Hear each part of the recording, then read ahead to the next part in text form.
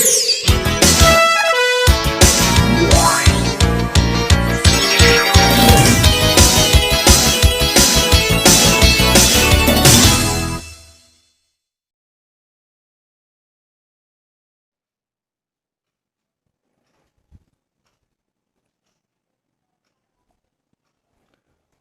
Students, तो last video में हमने कोलोइडल के टाइप्स देखे थे। ठीक है, अब हम इस वीडियो के अंदर प्रिपरेशन ऑफ कोलोइड्स हम देखने वाले हैं। तो फर्स्ट जो है वो केमिकल मेथड्स है। ठीक है, तो फर्स्ट केमिकल मेथड जो है वो हमारी डबल डीकम्पोजिशन है,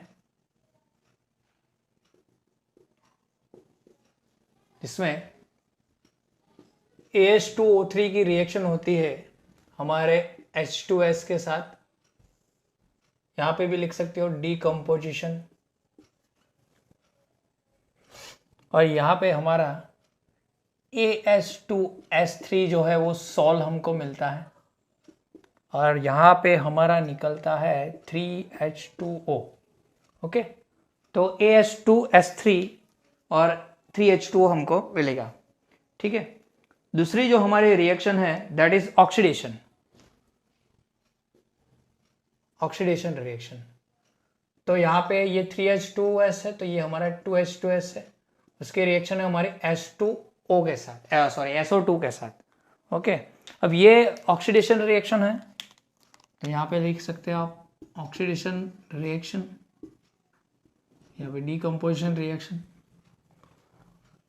यहाँ पे होगा हमारा 2S है और ये एक 3S सॉल्व बनेगा ये, प्लस अब हमारा बचा 2H2O, तो ये हमारा निकल जाएगा 2H2O। ठीक है, तो ये हमारी ऑक्सीडेशन रिएक्शन हो गई। Third one that is hydrolysis. Hydrolysis जो है वो है हमारी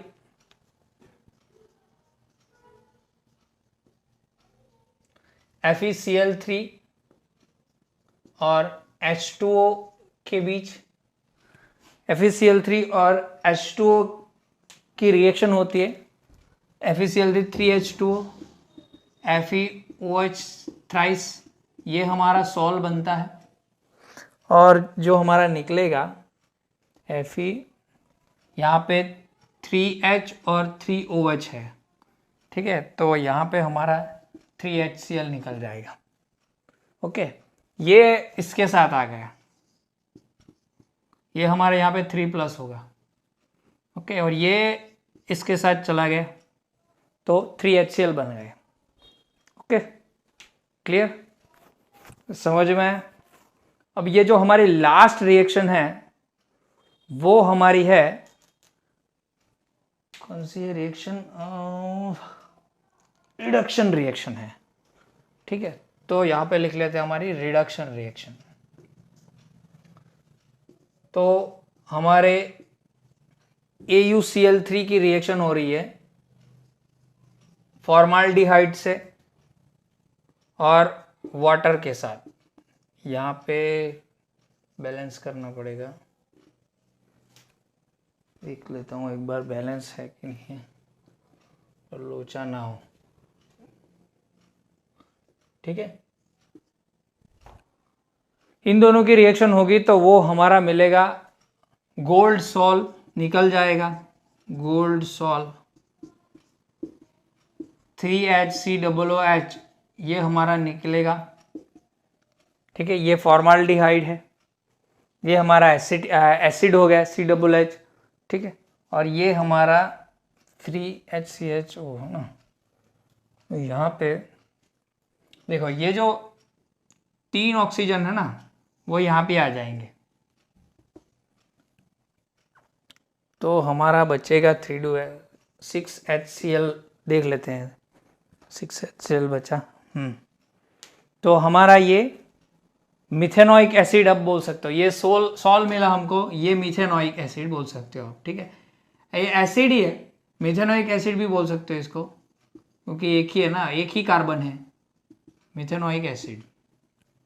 ओके, तो पहली रिएक्शन मतलब कि केमिकल मेथड है जो सॉल्व बनाना है आपको, वो ऐसे आप बना सकते हो।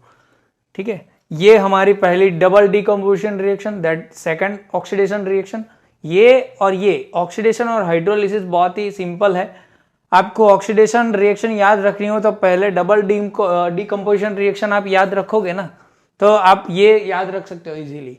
यहाँ पे 3H2S है, यहाँ पे 2H2S है ना। सिर्फ आपको यहाँ पे AH2O3 रखना है, आर्सेनिक ऑक्साइड रखना है, यहाँ पे सल्फर डाइऑक्साइड रखना है, बस वही सेम चेंज करोगे तो ये दो चीज इजीली याद रह जाएगी।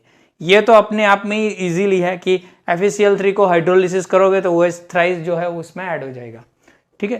तो ये भी बहुत अच्छी आप बोल सकते हो। ये लिपोफिलिक होगा मेरे हिसाब से, शायद ठीक है, ऐसा नहीं कि होता ही है, लिपोफिलिक होगा।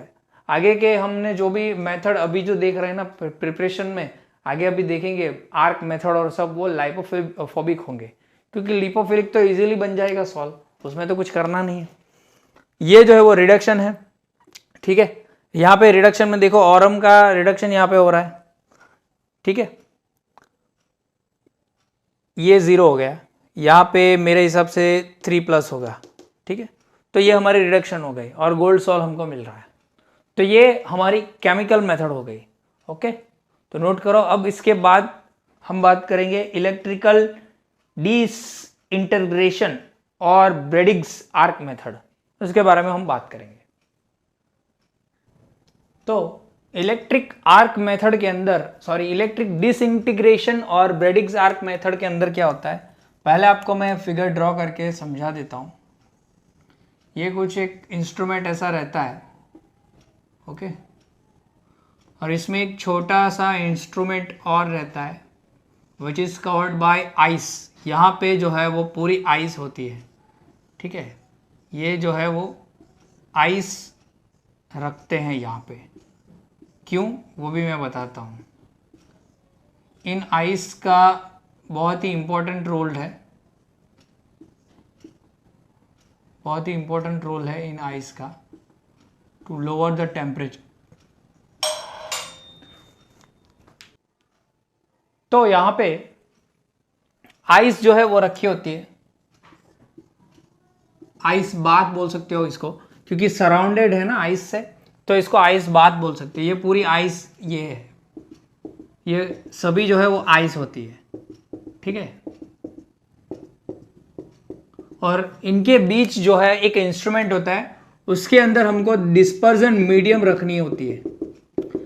सूटेबल सॉल्वेंट हो सकता है यहाँ पे, तो यहाँ पे हम रखेंगे dispersion medium, okay, that should be a solvent, जैसे हम डिस्पर्जन मीडियम यूज करते हैं वैसे। अब यहाँ पे क्या होता है कि इलेक्ट्रोड होते हैं ऐसे रखे हुए, ठीक है। ये जो है वो इलेक्ट्रोड है, इलेक्ट्रोड्स, और यहां पे टिप पे जो है वो मेटल होती है, ठीक है। यहां पे कौन सी मेटल होती है, जिनका हमें कोलॉइडल ये जो बनाना है, ठीक है, वो मेटल होती है। जैसे कि यहाँ पे मेटल कौन कौन सी होगी, मैं यहाँ पे बता देता हूं। This process is use for least reactive metals like Ag, Pt and Au पहले लिखा था etcetera.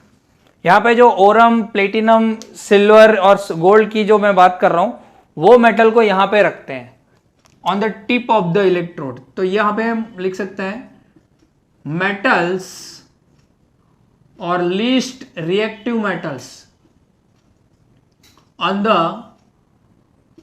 Tip of the electrode, उनको यहां पे रखा जाता है। क्यों, वो भी मैं बताता हूं। अब यहां पे क्या होगा, हमने यहां पे डिस्पर्जन मीडियम ले लिया, ओके। हाँ, डिस्पर्जन मीडियम जो आपको लेना है सूटेबल, वो डिस्पर्जन मतलब कि ये मेटल के हिसाब से आपको लेना है, ठीक है।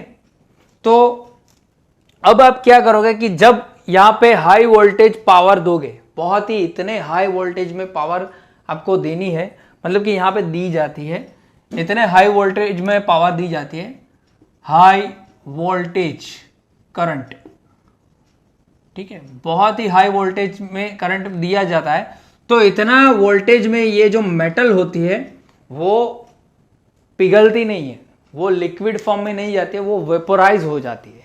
क्या हो जाती है? वेपोराइज हो जाती है, मतलब कि यहाँ पे जो मेटल होगी वो वेपोराइज हो जाएगी। ठीक है, और ड्यू टू वेपोराइज क्या होगा?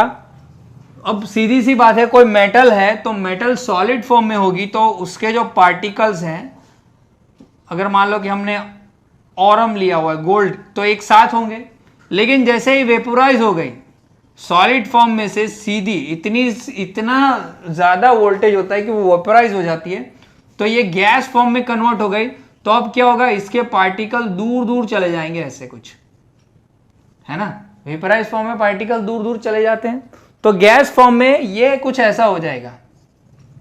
But suddenly because of this cold temperature, ये लोग यहां पे कुछ आ जाएंगे, मान लो कि यहां पे आ गए, ठीक है, यहां पे आ गए, but because of this cold temperature, because of ice bath, यहां पे क्या होगा? कंडेंसेशन होगा। ठीक है, क्या होगा? कंडेंसेशन। टेम्परेचर लो, यहां पे सब कंडेंसेशन होंगे, मतलब कि कंडेंस हो जाएंगे। क्या हो गए? सभी पार्टिकल कंडेंस हो गए। ठीक है, और ये हमारा क्या बन गया? कोलॉइडल पार्टिकल, जिसकी साइज होती है 1 नैनोमीटर से 1000 नैनोमीटर। क्लियर? समझ में आया? तो ऐसे कोलॉइडल पार्टिकल बनते हैं, क्योंकि ये लाइपोफोबिक है, ऑब्वियसली लाइपोफोबिक है। अगर लिपोफिलिक होता तो ऐसा कुछ करना नहीं पड़ता। समझ में आया क्या मैं बोल रहा हूं?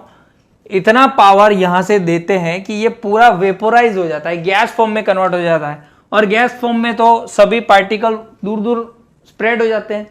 बिकॉज ऑफ स्प्रेड होके वो यहाँ पे सरफेस पे चले जाएंगे, ये जो आइस है वो टेम्परेचर क्या करेगा? डाउन कर देगा। बिकॉज ऑफ टेम्परेचर डाउन ये लोग साथ में आ जाएंगे, कंडेंशन हो जाएगा उनका। क्या हो जाएगा? कंडेंसेशन। कंडेंसेशन होने से क्या होगा? कोलॉइडल पार्टिकल बन जाएंगे ऐसे। क्लियर? समझ में आया? ये पूरी इसकी मैकेनिज्म मैंने आपको बताई प्रैक्टिकली। अब हम लिखेंगे कि कैसे यहां पे लिखना है इसको। तो यहां पे कैसे लिखेंगे? पहला पॉइंट लिखेंगे, फर्स्ट पॉइंट जो हमारा होगा, this process involves dispersion and condensation, दोनों ही जो है वो इन्वॉल्व करती है ये प्रोसेस। तो ऑब्वियसली पहले इतना पावर दिया तो डिस्पर्स हो गया, डिस्पर्जन हो गया, then condensation because of ice bath, तो दोनों चीजें वो इन्वॉल्व करती है ये प्रोसेस। ठीक है, दूसरा पॉइंट क्या होगा? The metals placed at the tip of the electrodes which vaporized on applying high voltage current, which so dispersion लिखते हैं, dispersion of metal particles in dispersion medium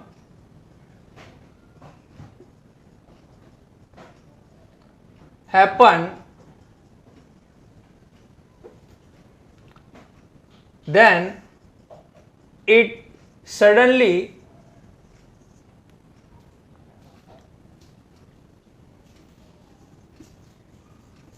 aggregates to form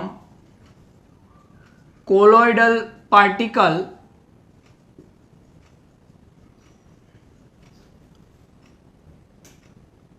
due to condensation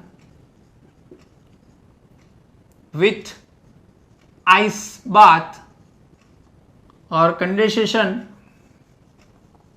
by lowering the temperature using ice bath. Okay, तो ये हमारी theory हो गई इसके बारे में, पूरी प्रोसेस की क्या हुआ है और क्या लिखा है. ओके, वही सब चीज़ें लिखी है जो हमने पढ़ी है. और ऑब्वियस जो है वो ये है कि ये कोलॉइडल पार्टिकल्स या ये जो होंगे वो लिपोफोबिक होंगे. क्या होंगे? लिपोफोबिक. ओके, क्लियर, समझ में आया? तो नोट करो, स्क्रीनशॉट ले लो, फिर नोट डाउन करो. ओके, अब सेकंड जो है वो पेप्टाइजेशन के बारे में बात करेंगे. इतना आप स्क्रीनशॉट ले लो इसके बाद. तो अब बात करते हैं हम पेप्टाइजेशन की. ठीक है, तो ये दो पार्ट में होती है. पहला पार्ट हम देख लेते हैं, फिगर ड्रॉ करके मैं आपको बताऊंगा. तो फ्रेशली प्रिपेयर्ड हम यूज करेंगे यहाँ पे. तो FeCl3 की रिएक्शन करवाते हैं हम 3H2O से, और यहाँ पे हमको मिलेगा FeOH thrice, that is sol, जो हम डिस्पर्जन फेज बनाएंगे. और यहाँ पे हमको मिलेगा 3HCl. ठीक है, तो यहाँ पे ये फ्रेशली प्रिपेयर्ड जो FeOH थ्राइस है वो यहाँ पे हम रख देते हैं.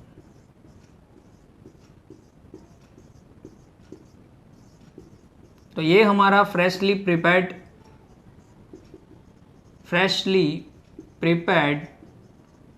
डिस्पर्जन फेज हो गया, या कोलोइडल पार्टिकल आप बोल सकते हो इसके. ठीक है, तो डिस्पर्जन फेज ही लिखो. ओके, ये हमने रख दिया, ये फ्रेशली डिस्पर्जन फेज रख दिया. उसके बाद हम उस पर ऐड करेंगे डिस्पर्जन मीडियम. तो हमने ये डिस्पर्जन मीडियम भी ऐड कर दिया. ओके, ये डिस्पर्जन फेज लिखना हो तो यहाँ पे लिख सकते हो आप.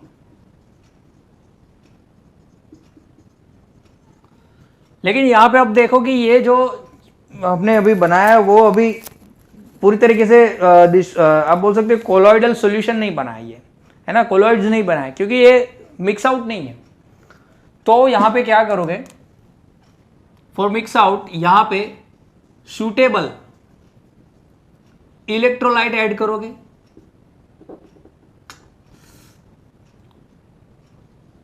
क्या ऐड करोगे? सूटेबल इलेक्ट्रोलाइट ऐड करोगे.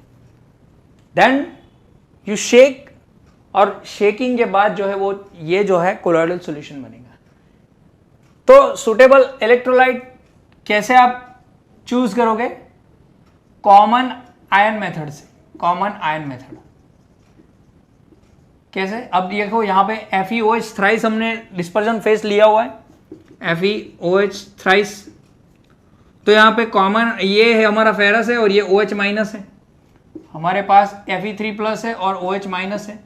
तो इनमें कॉमन में हम FeCl3 भी ले सकते हैं, ये है तो NaOH भी ले सकते हैं. तो हम मान लो कि FeCl3 लेते हैं इलेक्ट्रोलाइट. अब इलेक्ट्रोलाइट क्या करता है? कंप्लीटली डिसोशिएट हो जाता है. तो अब क्या करेंगे, जब हम FeCl3 को डालेंगे इसके अंदर तो वो टूट जाएगा Fe3+ में और Cl- में, Cl- Fe3+, Cl-, Fe3+, Cl-, उसमें टूट जाएगा, है ना, टूट जाएगा. अब यहां पे क्या होगा?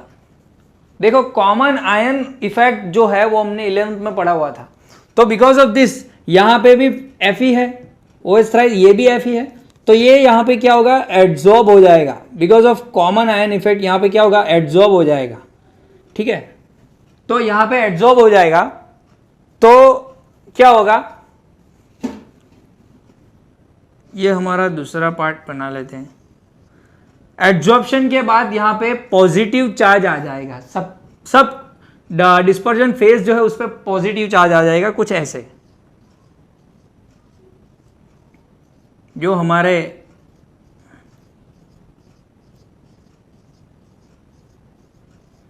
डिस्पर्जन फेज है उस पे पॉजिटिव चार्ज आ जाएगा. ठीक है, ऐसे कुछ. ये तो हमारी डिस्पर्जन मीडियम तो है ही. ये कुछ ऐसा हो जाएगा। और वी ऑल नो कि सेम चार्ज के बीच क्या होता है, रिपल्जन होता है।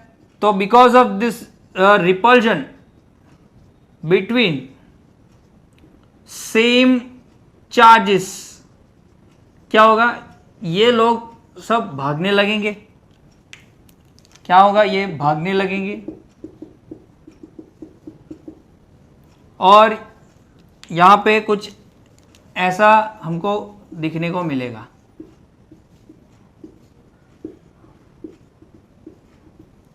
तो ये हमारा कोलॉइड्स हो गया और ये हमारे कोलॉइड्स पार्टिकल जो है वो डिस्पर्स्ड हो गए, है ना। क्लियर, समझ में आया ये कि कैसे हुआ। पहले हमने फ्रेशली प्रिपेयर्ड डिस्पर्जन फेज लिया, उस पर डिस्पर्जन मीडियम लिया, सूटेबल इस पर डिपेंडेंट हमने क्या डाला, इलेक्ट्रोलाइट डाला। बिकॉज ऑफ इलेक्ट्रोलाइट हमको डालना ही पड़ता है रिएक्शन करने के लिए, लेकिन इलेक्ट्रोलाइट जो है वो कॉमन आयन मेथड से लेना है, आपको सिलेक्ट करना है। जब आप लोगे तो यहाँ पे पॉजिटिव चार्ज एक्यूमुलेट करेगा because of the adsorption of common ion. Adsorption of common ion से ये यहाँ पे एड्सॉर्ब हो जाएगा और यहाँ पे पॉजिटिव चार्ज आ जाएगा इसका 3+ का, और यहाँ पे पॉजिटिव चार्ज आने से ये लोग क्या करेंगे, एक दूसरे को रिपल करेंगे और एक दूसरे के अलग चले जाएंगे, तो डिस्पर्स हो जाएगा। तो पूरे मीडियम में कोलॉइड पार्टिकल्स जो है वो डिस्पर्स हो जाएंगे और इसी तरीके से हम कोलॉइड्स बना लेंगे। Okay, clear. तो इस पे भी हम थियरी लिखेंगे। तो थियरी क्या लिखेंगे यहाँ पे, चलो मैं पहले लिख के ही बता देता हूं। फर्स्ट पॉइंट जो है, the process of converting precipitate, इनको प्रेसिपिटेट भी बोलते हैं क्योंकि जैसे प्रेसिपिटेट जैसे नीचे बैठ जाते हैं ना, वैसे ही हमने बिठाए हैं। Converting precipitate into colloids solution by shaking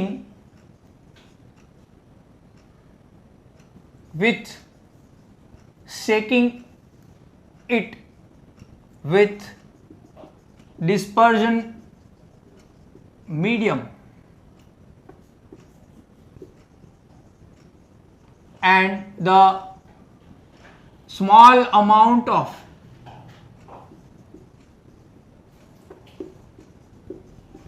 electrolytes which is also called as peptizing agent।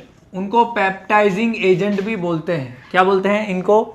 Peptising agent भी बोलते हैं बिकॉज इनसे ही क्या होता है, पूरी रिएक्शन होती है। तो पेप्टाइजिंग एजेंट भी बोल सकते हैं। द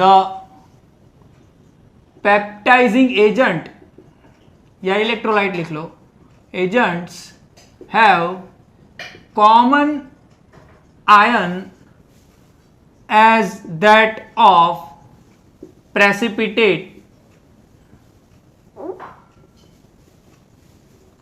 प्रेसिपिटेट और पेप्टाइजिंग एजेंट जो है उन दोनों के बीच एक कॉमन आयन होता है। So because of common ion effect the ion of peptizing agent,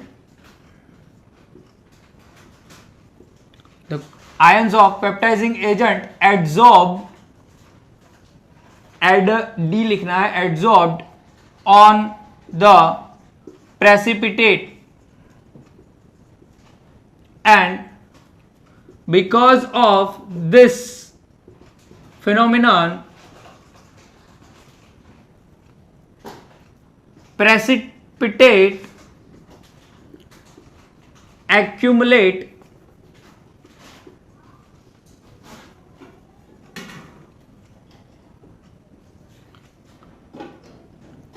charge, either should be positive और नेगेटिव।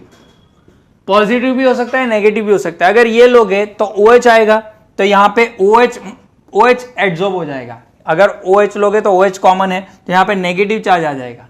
ठीक है, तो पॉजिटिव चार्ज भी हो सकता है, नेगेटिव चार्ज भी हो सकता है। And because of the repulsion